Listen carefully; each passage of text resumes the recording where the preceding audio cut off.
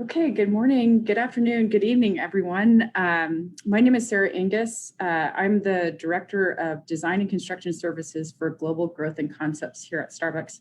I'm also the Director of Development for licensed stores in the US. So I have a dual role, one global facing, one US facing.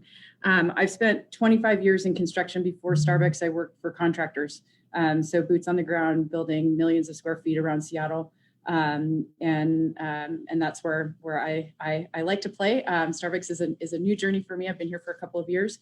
I also teach at the University of Washington in the construction management program, and love that. That's my second job on the side, sort of thing. Today, we're going to talk about the new global face of leadership. And before we start, I just want to make sure I have the chat open. So if you have questions, if I don't get to your question during my presentation, I promise I will try to answer them at the end, but I'll try to weave your questions in as we go. So the new global face of leadership, what is that face? It's all of us, and it's not just what we grew up with. So I've worked with a lot of different leaders and managers. I've led a number of teams myself. I will say when I first became a leader, and I guess I'm going to speak to the construction crowd. When I first became a leader, I was not intentional on how I led. I think in construction, many times that is the case. We are trained to execute projects. We are not trained to lead people. We get promoted, or I got promoted because I was a really good project engineer or assistant project manager. And so I could execute work really, really well. But when you become a PM, what people don't recognize, although I think that's changing, is that execution is just one part of the puzzle. And leading a project team is the bigger and, quite frankly, the harder part of leadership. And so in that, we're going to throw in multiple generations. We're going to throw in multiple different value sets. We're going to change your team 1,000 times. So as soon as you get on a project team and you get to know your team, you're done with the project, and now we're going to switch you to another project with a brand new team. And so as soon as you're evolving your style, now I've got to change. So it's really a recipe for confusion within our industry as a leader. So how do we respond to that? First, today, we're going to talk about different leadership styles and some of their pros and cons, just to level set the conversation. And then we're going to talk about some of the changes or some of the methods to minorly tweak your own leadership style and in order to speak to your team. And finally, we're going to talk about, and I'm going to ruin the punchline here, how you're changing your style is going to unlock a lot of things for your team and what that looks like. So first, let's talk about, there we go. What's your leadership style? So I'll just say, you can Google leadership style and you're going to get lots of different articles from much smarter people than myself telling you different leadership styles. And I've read a million books on different leadership styles. So I'm going to talk to you guys about sort of 8 different styles that sort of speak to me as far as their definitions and certainly the types of people that I've worked with and the styles that I like to embrace. Not all of these. Some of these we're highlighting as styles that you might not want to embrace completely and totally. So first and foremost is bureaucratic. So in a bureaucracy, you listen to the people, but you reject it if it goes against policy. And so I'm finding at Starbucks, we definitely have more room, but there is definitely a bureaucracy to consider.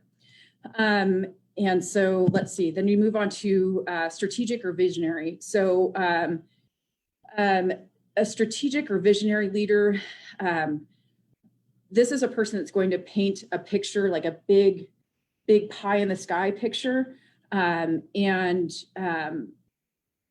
keep people kind of on track, but the guardrails aren't super, they're pretty far apart. And there's could be some minor details from a visionary leader that's going to get missed potentially, right? then there's the laissez-faire, like, I don't care what you do, but we got to get to this. And I'm going to help you along the way, but I don't care how you get there. And I used to really, we'll talk about these different styles. I used to really bristle against laissez-faire, especially in construction, because we're so like rigid. But there are times and places for this sort of leadership style, and I will say it can be very, very effective. Autocratic. This one is hard. This is a person that's not going to listen to their team. They're just going to they're going to make the decision based on their personal understanding of the situation or whatever it is, and they move on. It certainly creates, if you work for an autocratic leader, you know where your guardrails or your expectations are very clear, but it doesn't give a lot of room for anything outside of the rules. So you're not going to get a lot of ideas potentially if you embrace the autocratic leadership style. Let's see, then we've got transactional. So transactional, and I'll talk about some examples in a minute, but I'm going to set up milestones, and I'm going to bonus you or give you financial bonuses based on, hitting different milestones. Again, can be very, very effective. Then we've got coach style or servant leader. I will say this is where my heart tends to sing a bit, is in the coach style servant leader. So this is identifying and nurturing the strengths on your team, and really being, the uplifter of your team. Certainly you're pushing towards goals, but you're making sure that your team members all feel like they have a place and that what they're good at is going to be appreciated. Democratic can be very effective. So this is, everybody has an equal voice, everybody has an equal say, and people feel, like they have a voice. It can slow things down when you let everybody have a voice or an opinion. That can slow some decision making down, but it's still definitely but final call by the leader. And then we've got a pace setter. So this person is driving you as an employee. You probably are fatigued because we're just going to drive, high goals, high pace, got to get done. This certainly in construction, as we're all under so many schedule implications of getting projects done, the pace setter is no matter what style you have, that's going to be part of a leadership style, of your leadership style, just based on the work that we do. Okay, let's see. And I have a question in the chat. What's your advice on being a leader across multiple cultures? I will get to that. You're going to ask a lot of questions and probably change your leadership style. I'm personally dealing with that now, and it's definitely you're definitely changing around and how you change your leadership style to answer to what their particular value set is. And it doesn't need to be even in cultures. It's generational. It's so many different things that it could be. It's figuring out what makes them tick, and then and changing your style in order to get them to tick. Okay, so just on some pros and cons. So in the bureaucratic, where we're listening to employees, but we reject if it goes against policy. So for sure, as an employee, and I'm saying pros and cons from an employee's perspective, and some leaders, I'll throw some leaders in there as well. Your roles for your teams are clearly defined. So expectations are clear. And so a lot of employees, if they don't feel like or team members, if they don't feel like they're defined, their role is defined, they really can't execute well. They can't do their jobs as well as they could. The cons of this is that it can limit creativity, right? So if our roles are very defined, then trying to get creativity out of those people, unless that's part of their role definition, that can be very difficult. For strategic and visionary, it definitely helps companies or projects grow quickly. But like I said before, the leaders, because they're, they're focused on the big thing, there can be a lot of details missed in that. We have at Starbucks a lot of leaders that are strategic and visionary, and it's wonderful to work for them. I love working for them. However, the small details that are important can get missed. So you have to be very careful if you're that type of leader to make sure that that you're picking up on some of those smaller details, or at least recognizing the importance of them when it's brought to your attention. Laissez-faire. So it encourages accountability and creativity, because you got to be accountable or things aren't going to be done. So so it definitely is you can get a lot of great creativity and innovation out of a laissez-faire leadership style. However, the lack of structure is going to, for a lot of people, that just doesn't work. They need more structure than just, figure out how to get it done. They need some more tools in their toolbox to figure out the things that they need to do. And certainly for new employees, that's not the best style to go in with. Having some sort of framework is definitely a better recipe for success. Autocratic, so clear communication, quick decision-making. So an example, I think carpenter foremen, labor foremen, any of your foremen, they're autocratic. You are going to install this door package, and this is how you're going to do it, and these are the steps you're going to get it done. And so it's very it's relatively rigid. And again, that rigidity in certain cases absolutely need to have that. But it can be exhaustive for leaders because they are constantly putting out the pieces that need to be done. And so it just depends on where you're at or where your employee is at. Do they need that autocratic? I have employees now that I can't get them to do anything, I can't get them to be successful without saying, okay, here's the path and here are the steps you need to take in order to get to success. Transactional, like we talked about, I think in the field, again, this is a really good way to get short-term goals achieved. So again, I'll go back to the carpenter foreman. I have 80 hours in a door package. If you finish the door package in 70 hours, I'm going to bonus your crew with jackets or something like that, right? So very transactional, but if you set the goals and the milestones that help you achieve your bigger goal, certainly that sort of style can be effective. The coach style, servant leader. So an example of this is leaders that have one-on-ones, not just with their direct reports, with their direct reports, and their direct reports. You have to host a lot of one-on-one meetings. You're talking with your team a lot. It definitely promotes development of new skills and free thinking, and it boosts employee loyalty and productivity.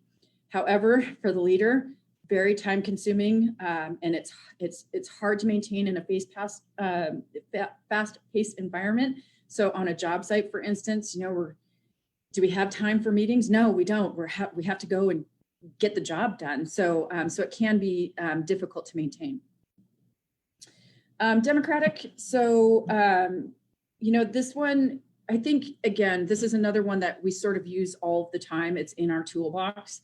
If we allow our employees or our team to have an equal voice, that boosts, they feel empowered, they feel value. But again, it can be inefficient and slow if everybody on the team has the same level voice. And then we've got a pace setter. So again, this is a leader that pushes to hit goals. I think, again, superintendents are almost always pace setters. They are constantly pushing their teams. That's what we want them to do. That's what we need them to do. But it can lead to stressed out employees. So there's got to be some give and take in the pace setter environment. Okay, and I'm just going to check questions just in case before I go on. Nope, not any. Okay, perfect. So how do we make changes to our style? So again, like I said before, it wasn't until about 10 years ago that I started to be really,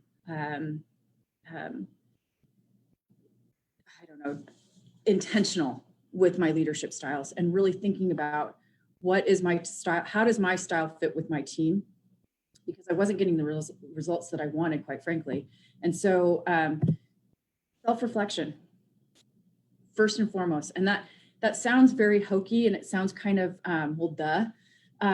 But I want to say it's intentional self-reflection. So part of my morning routine, I'll go through my morning routine. I wake up at 4:15 every morning, and I get myself dressed and I go to the gym.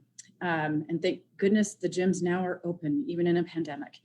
And so I work out from 5 until 6, and then I stop at my local Starbucks and get a cup of coffee. And I come home and I sit at my kitchen table and I have a notebook and I think through my day, my previous day, and I think about myself and how I showed up to work and how I showed up for my employees and how my employees or my team members, how did they show up, right? And I think about the times that maybe it didn't feel so good and how can I change my style? I have notebooks of just notes about myself, which sounds selfish, but it definitely, I can go back and say, okay, I've definitely grown because I'm approaching different situations in a different view because I'm taking ownership of the way that I'm showing up for my team. And until you take ownership on the way that you're showing up for your team, you will not grow as a leader. You just won't. I didn't. And so really, truly, intentional self-reflection is you can't change without understanding how you are currently showing up. So absolutely self-reflection. And I'm just going to give a few things. So meditation for me, I am not a meditator. I have peers that think that meditation is the end all be all. And so I will give it props. If that is the type of thing that sings to you, if that gives you the calm to be able to do self-reflection, then meditation is absolutely something that you should put into your daily routine. My form of meditation is exercise. And so for me, exercise, and there's so many articles on what exercise does for your brain. And so for me, it certainly is about my body, but it's more about my brain and what it does for my brain. Exercise allows me to have better self-reflection because I'm centered. It centers me every day. And so if I don't get my workout in the morning, I feel flustered. Read a lot, because there's lots of great articles. There's so many books out there. Reading and then trying those things. So reading then leads to experimentation, meditation, exercise, self-reflection. It leads to experimentation with your team. Like how if I did this, would that change how my team is interacting, right? And so I'm gonna move on. I'm gonna check the things. Make sure, okay, great, okay.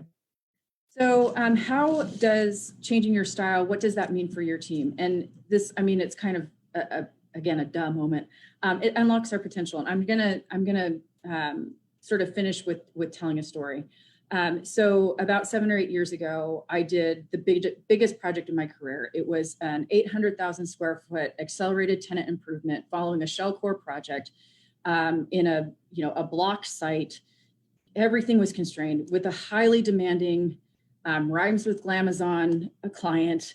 And so it was just, the picture here is a very stressful environment.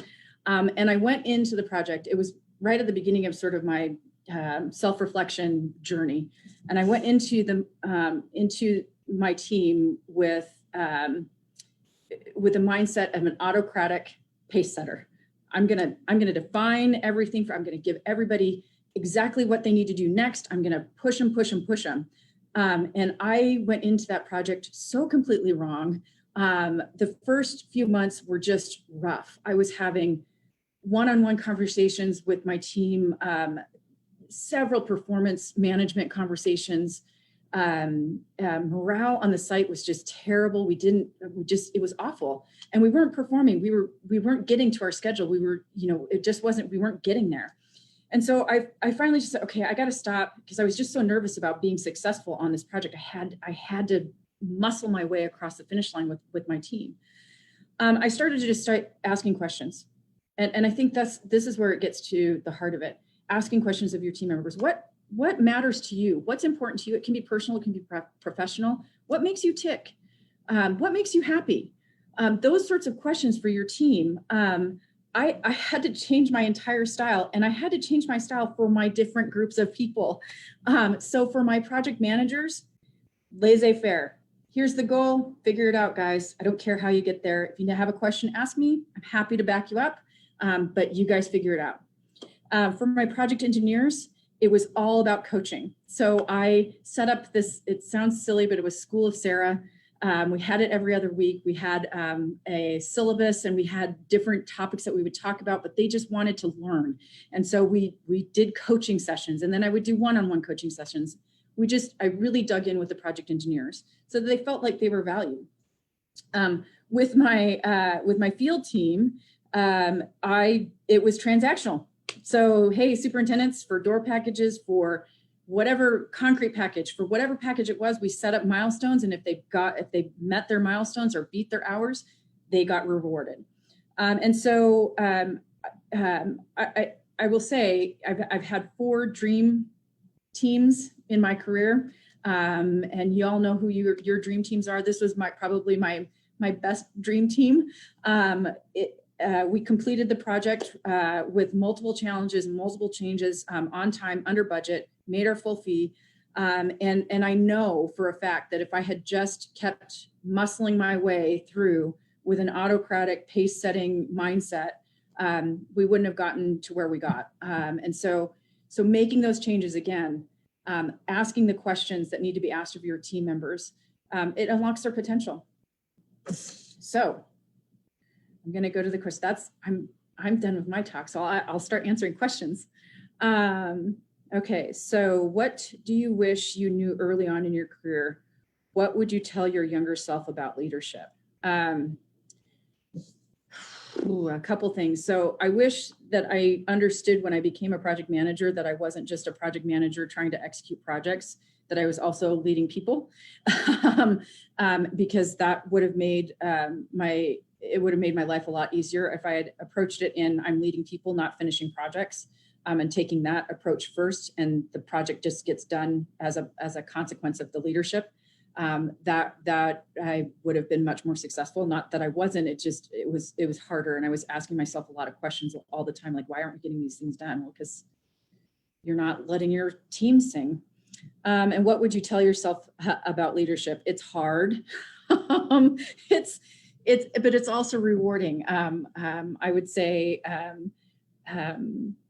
what would I tell myself? I would say, you're going to have to be intentional, and it's going to be it's a hard road, but the rewards, I think of just the teams that I've mentored and been a part of, and where those people's careers have gone. How rewarding is that to watch somebody go from a project engineer to a project manager to a senior project manager to a project executive, and watching their career grow? That's amazing. And watching all the things that they do, I'd love to see that.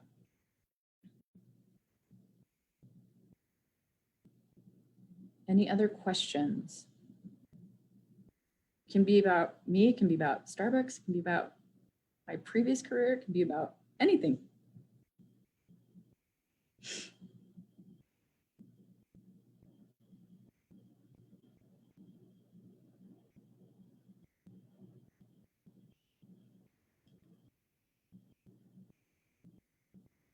Are there books or resources you've used to help come with better questions to ask your teams? Ooh, let's see, books. So I'm a voracious reader, and I'm trying to think of books. Brene Brown, everybody says Brene Brown, but she's amazing. And she has she asks some really hard questions and comes up with some really good philosophies on just your authentic self, bringing your authentic self to work. I think that's also really, really important. Like, bringing your authentic self to work is such a good thing. It also helps, again, speaking about your leadership style, for sure. And so, yeah. Oh, how many cups of Starbucks coffee do you get through the day? So in the building, coffee is free, so we can drink as much coffee as we want.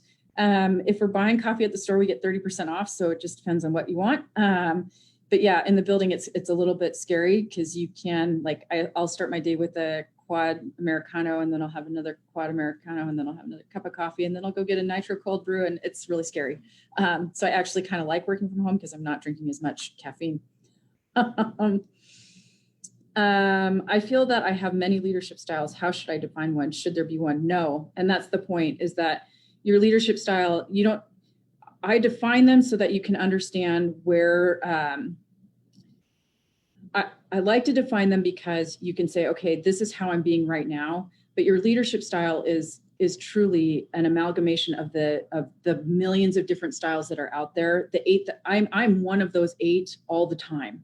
And so, but certainly if I'm trying to pinpoint something, if I'm having an issue with a part of my team, understanding how I'm currently leading can then say, and seeing the results from how I'm approaching the current leadership style.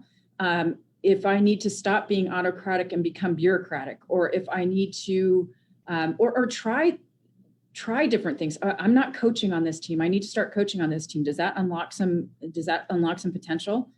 Maybe. Let's try it. If it does, great. Let's keep going with the coaching. And so you can be all of those things. And yeah. Let's see. Love the idea you shared. Do you ever feel like you are the only one bending to make things happen? Yes. Yes. Certainly, you can't always be everything to everyone. But I can try to be as much as I can and giving my whole self. And yes, it's exhausting. Yes. And yes, it's challenging, but I wouldn't be doing what I do if I didn't love it. And I see good leaders around me doing the same things. And the people that I lift up in my life, they do what I do. They're trying different things with their teams. They're trying to do, and get different results. And so that's what's rewarding. Do you have advice on how to influence your project leader's approach and style? Gosh, that's the $1 million question right there. So my advice would be, if you can get to a level of trust and candor with your leader, to have the honest conversation of what makes you tick. It